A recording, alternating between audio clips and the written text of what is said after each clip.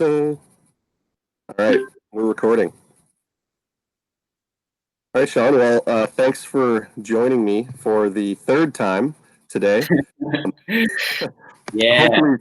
Hopefully, third time's going to be a charm here, and we're switching up the medium. But we had a great conversation, and I thought it would be a shame to waste all of your insight and your experience and not get it out there. So we're trying again. Yeah, they do say a third time is a charm. Exactly. So, Shawn, you are currently working in Hong Kong as a strength and conditioning coach. Tell me a little bit about how that's going and what you're up to. Well, I'm here about a year and a half now with Hong Kong Sport Institute, and I am the strength and conditioning coach for senior rowing, senior sailing, junior sailing. So we basically get to see the kids as they come into the program once they're identified within their national sporting organizations, and see them all the way up through. By the time they're finishing their 18th year of life, it's kind of like make or break for them at that point. Once they turn 19, they either have to make the minimums for national squad or they're off, they're out.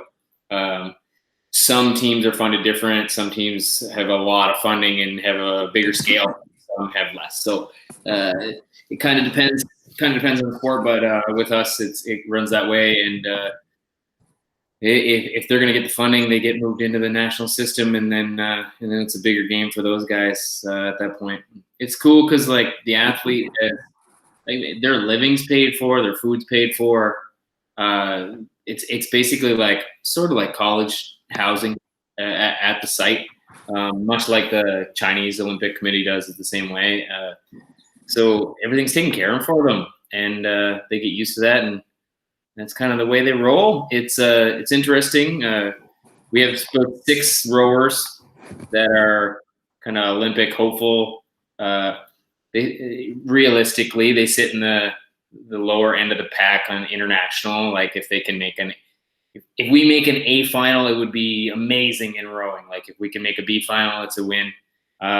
For us, making the Olympics, we want to break into some of that. But when it comes to it, like HKSI hangs their hat on the Asian Games, and it's really about winning medals there, realistically, for getting funding. And then Olympics is extra. Like we have a couple of sports that have a few athletes that are Olympic podium hopefuls, but there's not a lot of them. So that's kind of how it's working right now. Cool. Yeah, that's interesting. I visited the Welsh Institute of Sport a couple of years ago. I was actually there with Boxing Canada at the time, but they were very much in a similar situation. Obviously not the Asian Games, but they really hang their hat on the Commonwealth Games. Yeah, from what it seems like for me, like it's kind of a similar game, right? Like I mean, obviously they don't come together like the UK does to put their forward athletes. I don't know. I don't know about the politics. Maybe eventually Hong Kong will have to play with China too in the future, but that's pretty far future. But it's kind of cool system that they run too, like Commonwealth, and then they get both the British team and go forward from there. Yeah, exactly. It's interesting. Like we're talking right now in North America, we're sort of in the middle of this whole kind of COVID-19 lockdown situation. There's really not a clear end in sight for us, at least at this stage. Obviously Asia was hit earlier, and they're at a little bit of a different spot right now where you're at. We were chatting earlier. You mentioned that you actually got some news last night. Why don't you tell us about that? Or sorry, tonight. Right. Yeah. It was about midday last night. It would have been last night for you. Midday for me. We got an email saying that because of the recent events here in Hong Kong, like we're down to 0 new cases for multiple days in a row, which is great. And they were in single digits for several days before that. So our Sport Institute has decided that we can start coming back into the Institute, but on a very restricted basis. So we can go in. A couple coaches are coming in daily, and we're basically going in to facilitate for our teams, and that's pretty much it. And they're slowly bringing the athletes back in too. So there was a lock-in, like certain groups, certain teams were in there locked in, and they've been there for the whole month. Some have to kind of slowly come back in as we go. So rowing was actually away on a training camp, and when they come in, they kind of miss that day to go into the center. So they had to do a quarantine week. Then they had to do some isolation time, just to kind of cover all bases. And now some of those guys can come back in. There's been 3 that have been let in last week. A few more as they test negative and go through their testing, pretty rigorous testing. They have to test 2 times and get through that. And then they are allowed back into the situation and go back into their regular athlete housing and pulled away from their families again a little bit. And for them, it's a little tighter, like tighter restrictions. They get locked in. For staff now, we're going in and out after the workday. Let's just say there was a little bit of confrontation of that. So this after time, the staff is now allowed to go in and out. So it's going to be a positive work environment in that sense going forward. So yeah, it's the cases are lower. The curve is down here, but it was really about early intervention within the city. Like everybody wears masks. So, I mean, as I said earlier, like I'm no COVID-19 scientist. I don't know all the info, but I mean, it really shows some sort of effect that if you're wearing a mask, it must be reducing how much is being transmitted. So, yeah, like as our Prime Minister Justin Trudeau said very eloquently a couple weeks ago, it avoids people who are speaking moistly on you. Yeah, exactly. Right. Yeah, that's an awesome soundbite. If you haven't heard that soundbite yet of that, it's pretty comical. Yeah. Anyway, okay, man. Well, that's neat. That's a little bit of a glimpse into maybe what might be coming in the future for some of our sports and our organizations here in North America. Like it's definitely interesting the testing, and I think that's how it's going to have to go when we start to reintroduce things. Like maybe people that are tested and are shown to be negative, maybe they can start to re-enter the training environments a little bit more. But again, yeah. Who knows? Yeah, like I heard some, like we haven't heard, there hasn't been a whole lot of information released really. I mean, I understand they have to keep a lot of stuff kind of quiet, but today we did hear some things about an athlete that is returning, and as they're returned, it's not like just doing the swab test and going in. They did the swab test and then they did a re-swab test 2 weeks later, and they're testing blood and they're testing stool. So they're basically trying to check to make sure there is no trace of the virus. And now I mean, I can't say that's factual or not factual, but that's what I've heard. And I mean, if they're going to that extent, that's a good thing. So they're really trying to reduce the numbers in there, and we've given a lot of guff to them, and they've given a lot of guff back to us. But I think they're trying, and they're working on things so that it's the best situation. But it's a trying and frustrating time though too, right? Like we've been since mid-January that we've been in some sort of restriction level, right? Right. And over here, we're really only talking about mid-March that kind of got turned on. So, yeah. All right.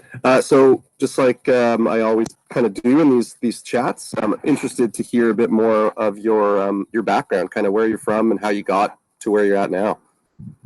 Well, I'm a Miramichi, New Brunswick boy. So small town northeast New Brunswick on the Miramichi Bay.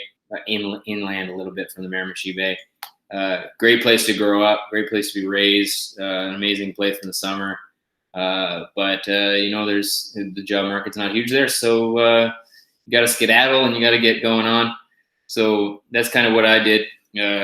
As I mentioned earlier, I was I try and find a better word for it each time we chat. At this time, hooligan came up to mind, but I don't know if I'd call myself a hooligan either.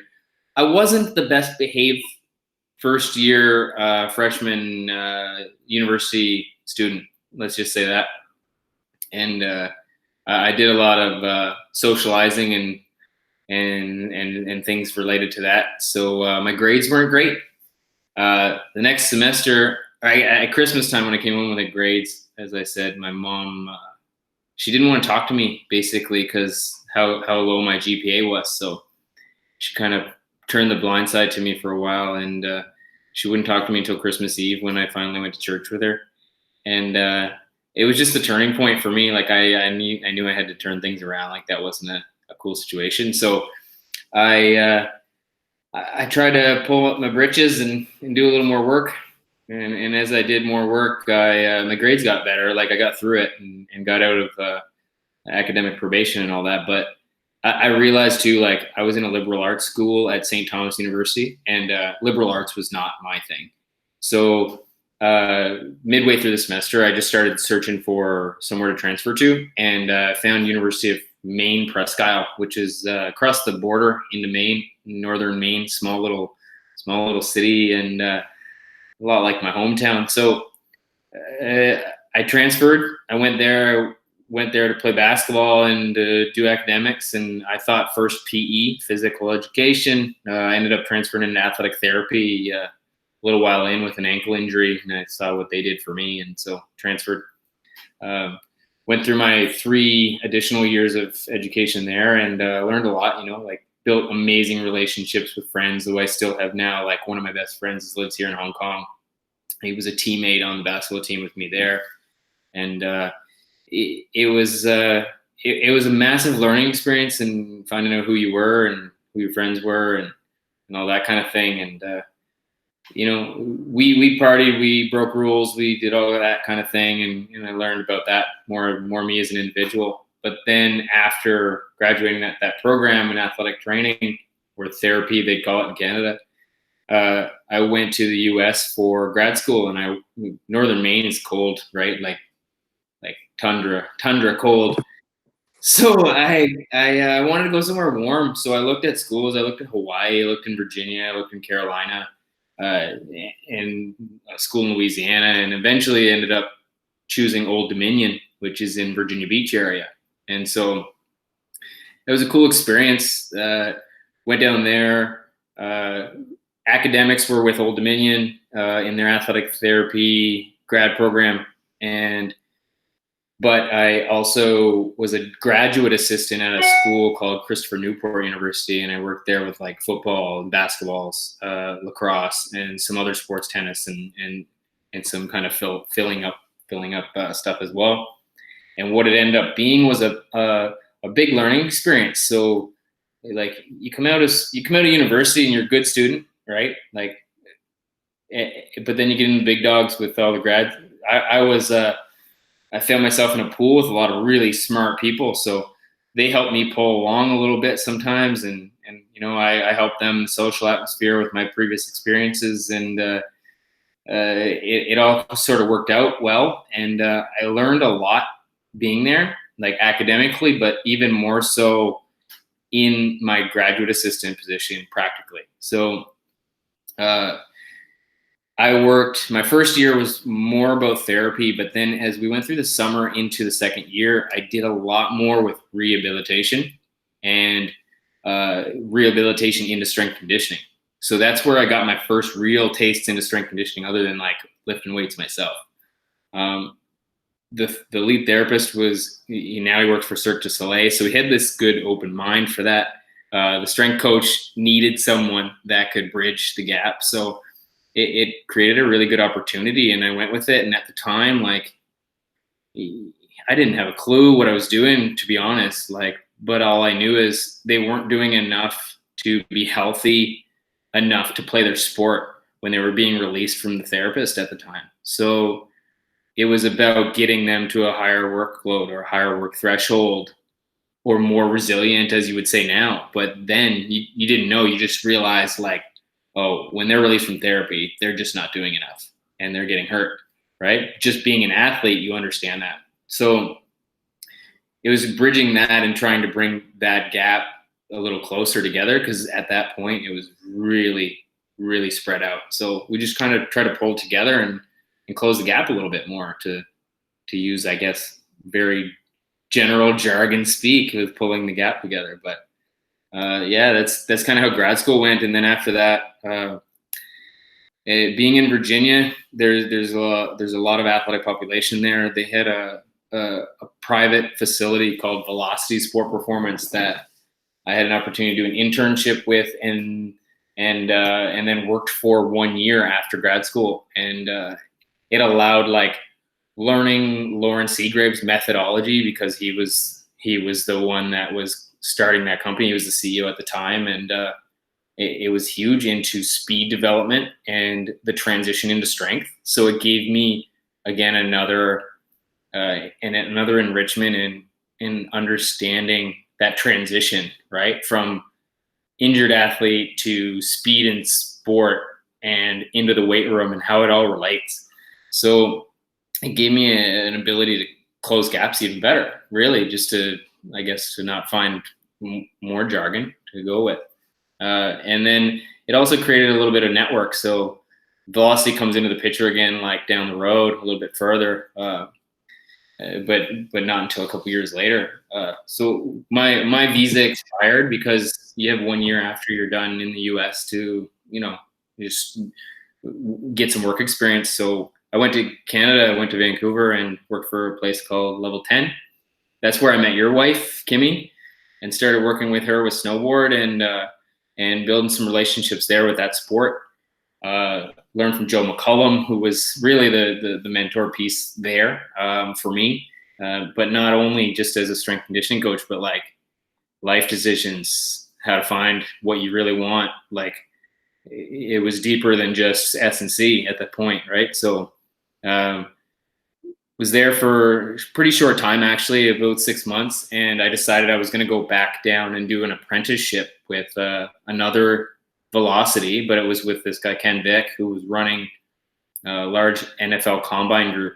And the combine group was, I got down there, I thought it was, it was attractive. Like, I'm going to go work with NFL combine athletes. But like when I got there, I didn't know we were going to be working with like 5 first-round draft picks. So I had, at the time, like it was Mark Sanchez and BJ Raji and Clay Matthews and Donald Brown and Eric Wood, the five first-round draft picks. Like they're all studs. Like 2 of them won the Super Bowl. Like, yeah, it was a pretty good experience. Crazy. So there I got to work with those guys in a setting that was more rehabilitational. So I wasn't working with the head dudes, the big dogs all the time. I was working with the guys that had maybe a meniscus injury and they had a surgery. So we were trying to rehab them and get them back integrated into the full program and things like that. But what it allowed me to see again is implementing that same similar strategy of bridging them from therapy to strength, but doing it now at a level where the highest athletes perform. Because when you see an NFL athlete perform, you've pretty much seen some of the best athletes perform in the world at that point. Like those guys can move, and they are especially in the speed power kind of realm. It's shocking how fast they can adapt and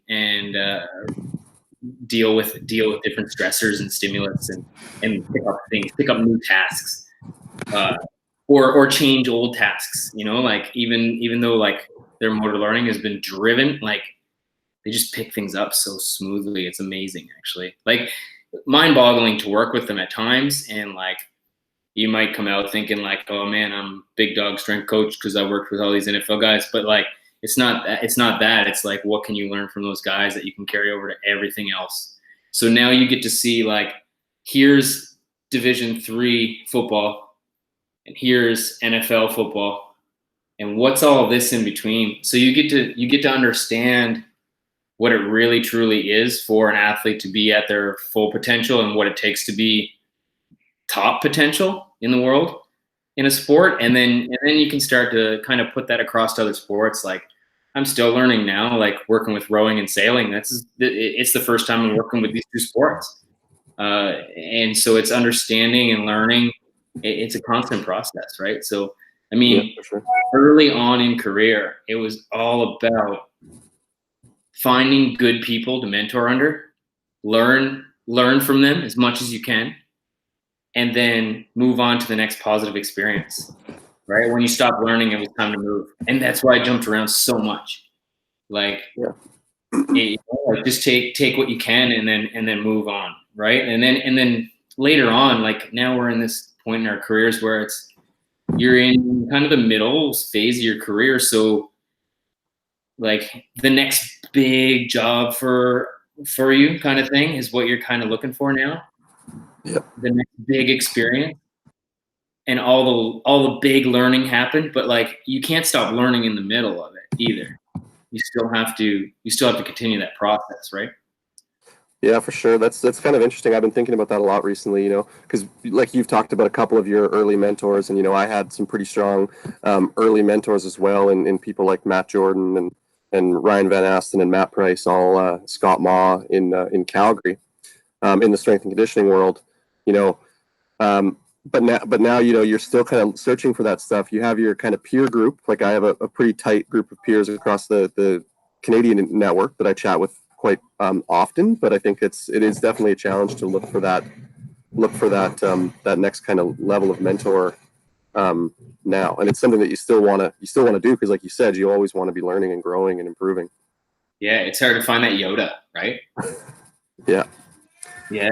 What's So one of the cool parts about?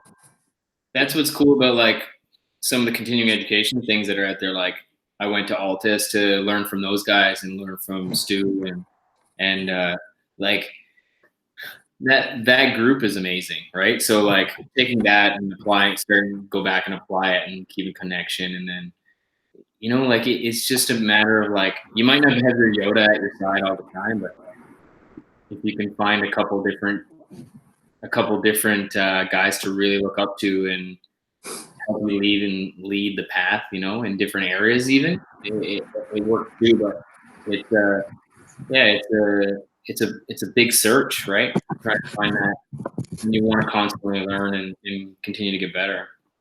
Yeah, for sure. So let's get back on track on your sort of path to where you are now. You can quickly take us through. I think you were with Ken Vick. Is that right?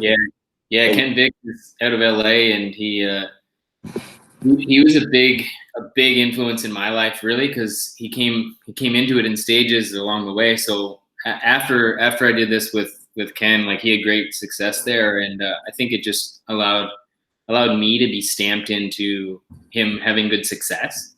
So he always remembered me being part of it. So he would reach out often when there was experiences. So let's just call that a foreshadow. Sure. So I ended up moving to Calgary full time because I had family close. I had a lot of good friends in Calgary, and so I picked up and moved there. And it was, realistically, the most part was financially was going to be a better decision for me at that moment. And I ended up staying there for quite some time. Like for me, 4 or 5 years is a long time, So I went there. That's where Kimmy started to come on with me a lot more full time, where she was based out of Calgary. And so trained and worked with her up until 2010 when she did the Olympics, and then what that allowed for me is like Kimmy's name got me kind of into my job with Power and with Mike Souster and Peak, and and his staff at the time, like Henrik Gregorian, who's like number 2 USSR weightlifter back in the day, like USSR weightlifting would have went like 1 through 4 if there was 4 podium spots, kind of thing. Like they were sick. They were China now, you know what I mean? Like for weightlifting. So it was a huge experience learning from him in weightlifting, and then Mike from the strength side. Like Mike was coaching some really good powerlifters at the time. So for a guy that was coming from a therapy background and bridging the gap between therapy and strength, it was my chance then to learn the raw side, right? Like now I can learn raw power, raw strength, and really delve into that stuff. And so that's where I finally actually learned about really how to periodize and how it worked, right? Like before that, it was really just kind of following the program versus implementing your own strategies. And so I worked with Mike for quite some time, and worked with a lot of skiers there. That snowboard kind of connection kind of drew me into him with being able to transfer snowboard and skiing. And we worked with a lot of rugby and football in the area and some speed development. So it was a really good experience to build myself. And then like I ended up moving up to be one of his senior positions in this private facility. But there was a point where I was just kind of like the day-to-day became general, and I wasn't learning as much, and I wanted to move forward. So it was either kind of like stay here and buy into the business, or go on to the next step in my life and work with a higher level. So just so happened Ken Vick called me up and was like, hey, I'm going to China with some contracts. Do you want in? So I was like, yeah, I want in. So he took me over and he did I worked first with a Guangzhou provincial unit, which was basically I was training their national team members in the province that were Taekwondo, Judo, and boxing. And so I had a really good group of athletes that I was working with for 6 months leading up to their Chinese national games. So that was a pretty cool experience. It was short, but like big learning. And really the biggest learning component was like learning about myself. And when you're in a country where rarely you get to speak your own language, and you can't speak the other language, you're like pointing to a picture menu to order food and like wearing the same clothes day in and day out and washing them and hanging them to dry overnight. And you learn a lot about yourself, and you figure things out and what kind of path you want to follow. So for me, it became like gain the most experiences you can here in China, but we're going to then go back home and we're going to start to apply that. So when I went home, CSI was just CSI in Calgary, sorry, was just opening up their new facility at the Olympic grounds, and so they brought me on there to do some work with wind sport, as well as work with some developmental rugby and Hockey Canada Training Center and a handful of other stuff. So I wasn't working with national teams directly at the time, so it kind of like one year passed and I didn't get my break. And then Ken came calling again. So I went back to China again and went to work with the Chinese Olympic Committee. And this time it was with Taekwondo athletes out of Beijing, and working with them leading up to their next major world champs. And they wanted me to stay till later, but China just wasn't for me at the time in mainland. And so after another 6 months, I went home, and because I got a call from Matt Barr, who's a Rugby Canada guy, and he was at the University of Manitoba. So I went in to work with him as an assistant, and then ended up I was his predecessor for the head strength conditioning coach position. Once I got into that college setting, it was kind of like, this is the spot that I really like, and developing those relationships and building with coaches and players, and seeing people grow over the long term, but not just as an athlete, as a student, as a person. It was really awesome experience. So, I mean, if it didn't come to us being transferred here for work with my wife's company, I would be happy as a clam still at the University of Manitoba working with those athletes. Like, I still program for a whole bunch of them, like the guys that went on to play pro, volleyball, basketball, hockey, and some of their track athletes that are still trying to kind of crack the numbers for a national squad, like still doing some remote stuff there with them. And it's just been, that was an amazing experience. I thought it really is a spot for me eventually at some point, probably maybe get back into that setting, but we'll see where life takes us. It's a journey. Yeah, for sure. No, that's interesting. I love to hear about your kind of story and your experience with that, bridging that gap, your kind of gap between the athletic therapy world and the strength and conditioning world. Maybe to a lesser extent, I see, my educational background, my master's degree is actually in exercise physiology. And so I kind of see there being a bit of a gap to bridge there as well between the S&C and the physiology. It's where I really key in on that sort of, adaptation process, and, the imposed demands and how the stimuluses affect different athletes in different ways. And I think that that's, for there's always these different factions of strength conditioning coaches. There's a little bit of I don't know if it's a debate in the community right now about the art versus the science and all that, and where people sit on it. So that's always an interesting thing to think about. But yeah, it sounds like you've had some very good experiences in terms of both the art and the science side. Yeah, man, it's been a nice, right? Like it's been interesting ups and downs, and like, I mean, I had to work my butt off to kind of get in places, and going to the US to do my education didn't really set me up in a Canadian network necessarily. So like, then you get some struggles when you go back to Canada and things like that. So it's really like every time I find you move around, yeah, you learn and you learn about yourself and things like that, but you got to prove yourself over and over again. And it takes time to prove yourself over and over again. So it's just kind of, it's a little bit of kind of restarting, but at the same time, you can get traction strong and fast the more times you do it. And so like, I admit, like I've moved around a lot, and I think that's a positive, definitely, in what I've got to pick up and learn.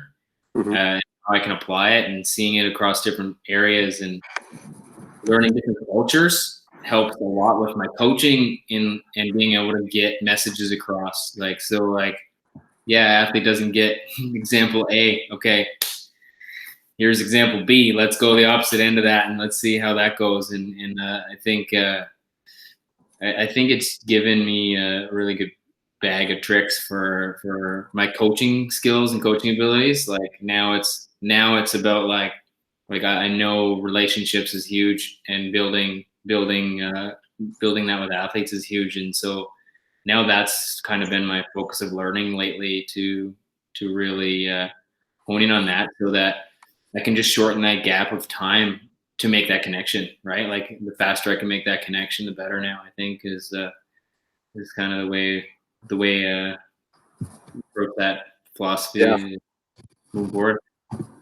Yeah, no, that makes a lot of sense. I mean, it's obvious that you have the ability to build those relationships. I mean, you've talked about, you worked with my wife, and every time she hears that you and I are going to chat or connect, she's always like, "Oh, Shawn, that's exciting." So, that's still a lasting thing that you still having to have that impact on her 10 years later. That's pretty cool. Yeah. It's I should connect with Kimmy a little bit more. I usually just connect with you lately, actually. So yeah, that's true. Apologies to Kimmy, actually.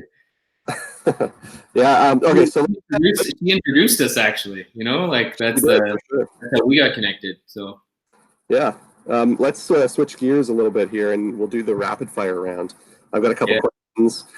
So we're in this isolation time that people are watching maybe a little bit more TV than usual. What are you currently binge watching? I told you earlier, but like Ozarks is my game. It's so hot. It's like I'm just hoping they go on with another season now, like a fourth season, and they set it up to be that. But it's I don't want to give anything away, but if you're not watching Ozarks, you need to watch it. I'm like 2 episodes into season 3 right now, so I'm season 2. Season 2 was a little slower, but I really think they were setting up season 3. Right. Yeah. Nice. And then I heard through the grapevine that you crushed some Tiger King as well. Oh, day two of quarantine. I think that was I think it was over. Day 2. Right. Just a crazy look into a very weird world, hey? Oh man, it was wild. Wow. Like it explains a lot though. Like no offense to any American fans out there, but it explains a lot about America. Yeah, I can see that.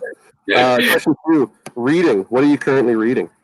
Well, currently, I mentioned earlier, I'm perusing through conscious coaching, like back and forth, and trying to get through it, but like using it more as learning modules than an actual book. So that's been a constant process, and I'm doing Bartholomew's courses too with Valued and his Bought In one as well. So like it's a constant reference going back and forth. Honestly, I should have just read the whole thing and then went back, but like I didn't. So that's the way I'm spinning it now. The last read I did, I just got through. Actually, I just got a Kindle not too long ago, so like my reading actually picks up with Kindle, because then I can carry it everywhere, and I'm on the MTR, like on the train all the time. So like gives me a reading source. But anyways, I got through Legacy, the Kerr book, about the All Blacks, about building culture and sustaining culture, and that one is a beauty. Like, high recommend. If like, I'm sure a lot of people have read it, but high up on my list of recommendations there. And then the one I want to get to next, and as I said earlier, I was looking at it, Grit by Angela Ducksworth. I want to get into that because I feel it's an area that we may be lacking a little bit in the Hong Kong group. So I want to find out what it's all about, so I can try to maybe instill some of that into them. I'd like to get them a little grittier and dirtier, and get them hungry to get at work here. A year to plan for the Olympics, you know. Yeah, an extra year could be a difference for some people, for sure. I think it'll be good for us. I think it's a benefit for us, to be honest. Yeah. Okay. Next question in rapid fire round is, what was for dinner tonight? Since we're recording this, it's the middle of the morning for me, but it's pretty late at night for you, actually. What was for dinner? Well, we were originally supposed to do this a little earlier, and so I was I usually eat just before that time. So I was trying to make something quick. I'm the guy that cooks dinner like almost every night, especially in quarantine. I've been basically a house husband. So what ended up happening was I made some wraps, and usually it's a lunch special, but it was a quick dinner. So some chicken, some peppers, lots of Indian spices, and it's a little Indian kick on some wraps with I guess a Mexican theme to it. So yeah, my Indian curry wraps were the case tonight. I didn't add this earlier, but I'm gonna add it now because she needs to know about it. We had right before our first call. It's ridiculous. So Carolina put a tortilla in the oven, and she basically set on fire, and she put shit out. The thing came out of there like a piece of coal, right? But like a flat piece of coal. And so it set off the fire alarm in this massive building. We're in a massive building complex here in Hong Kong, right? So like, it goes off. 3 people come to the door, like security and the lady and the dude that has to change the fire alarm thing, right? One of them speaks a little bit of English, and I was like, I'm getting on a call in like 5 minutes. Like, can you make this happen fast? And no understanding, eh? Like, these guys are straight up Cantonese, and this is when the language barrier comes into play, right? So I was like 5 minutes, pointing, and then the woman's like, "Where was fire?" And so I held up the tortilla, and it's just black as night. And she just started laughing, and Carolina just kind of hid because she burned it, and then and then the other guys were laughing at the black tortilla. So we were trying to get things done real quick there as the time was going to start on the original chat, but I guess we could have chilled. Yeah, that's okay. Yeah. Okay, last question. I saw you take a little sip of something. What are you drinking? Well, I think this is now it's either second or third. I think it's the third one now. Third special. The Campari Spritz. So a little bit of Campari splash in there over ice, and then you throw some tonic water in there because I find it's a little bitter if you have just the Campari itself. And as I mentioned earlier, it's an aperitif, so I started drinking it right after dinner, and to try to help with my digestion, like that's the excuse. Right, exactly. But now it's on number 3, so it's got to be digested by now. Now it's just an issue. Yeah, well, it's the beauties of the first intercontinental. We were joking about intercontinental chat where the the technology maybe stepped in the way a little bit, but that's okay. We're getting it done now. It's okay. We went 3 sources, you know. Yeah, the charm, Scott. Third time's a charm. We can finish up. So, you mentioned this a little bit. You mentioned your, current path of professional development being along the lines of relationship building and along the lines of coaching. Talk a little bit about how your experiences, working with athletes in other countries that speak other languages, has helped you along that path. I think, well, a little different question than before. I think learning cultures and learning different behaviors and how people tick is the thing. It does come back to the original question though, with relationships. And the biggest thing I think with your job, with your athletes, is building relationships between those people, because if you're not building those relationships in a personal manner, and then you're not going to be able to get the same quality of buy-in and trust from especially your athletes, but even more like going toward coaches and that too. But like really, you're working with the athlete day in, day out, and I think that's what comes first, is getting that relationship with the athlete first, and then go from there. Because a good relationship with an athlete is going to carry over into other good relationships with coaches and other staff as well, because it's going to just report up and down the chain, right? So I think that's the way to go, man. Like, get to know people, chat with people, get on a personal level. It's not just about being in the weight room, like get out, go experience some things with them, go on a hike, go for a drink, go for whatever they like to do, like. Yeah, I think there's this saying, I think it was Theodore Roosevelt that maybe popularized the quote, but nobody cares about what you know until they know how much you care, or something along those lines. Did you look up in between our 3 meetings?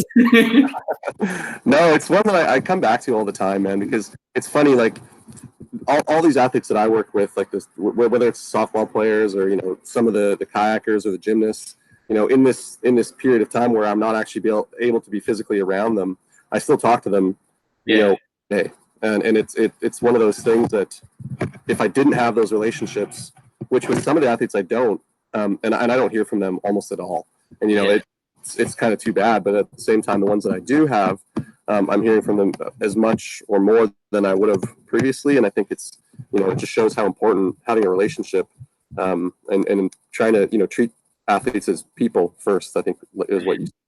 Yeah, I totally agree with that. Like, just to be honest with it, like I still have better relationships with my Western athletes, like my athletes back home. Like, I still communicate with them, like weekly kind of thing, with the athletes that obviously the ones that were more better relationships at this point, where I'm not even working with them, but the athletes here too, though, like it's about going out and experiencing them as people, like you learn a lot, man. Like my first hot pot experience with my rowing team, that was unreal.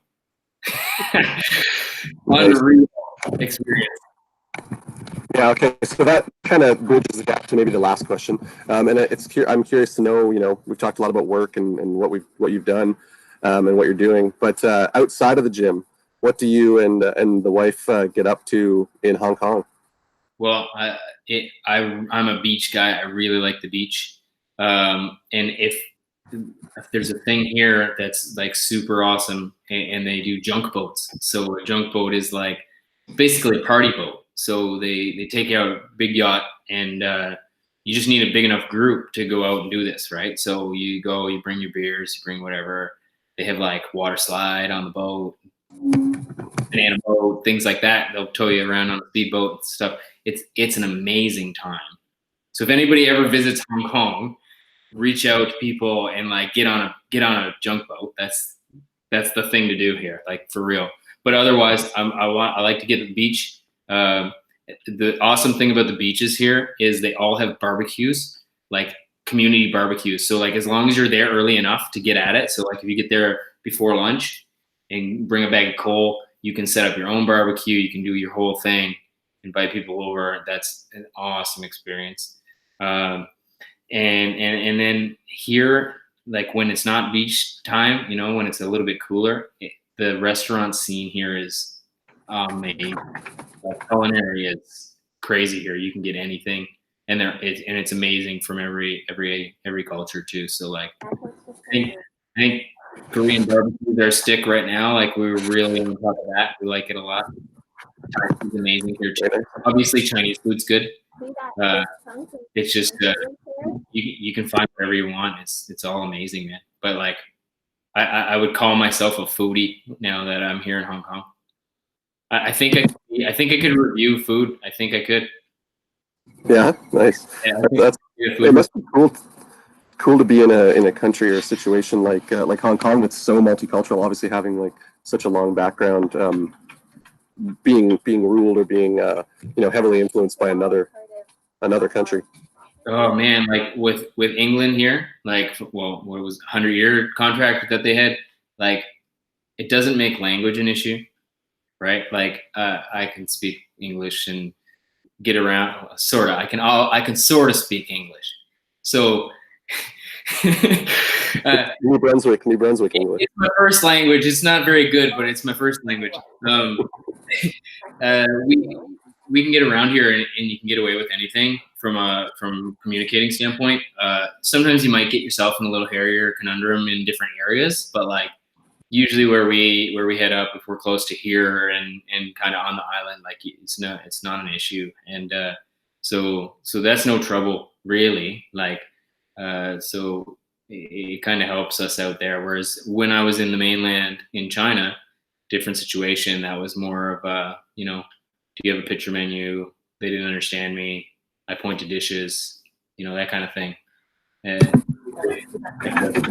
you figure it out though. You're not going to starve. You figure it out. Right. No, that makes sense.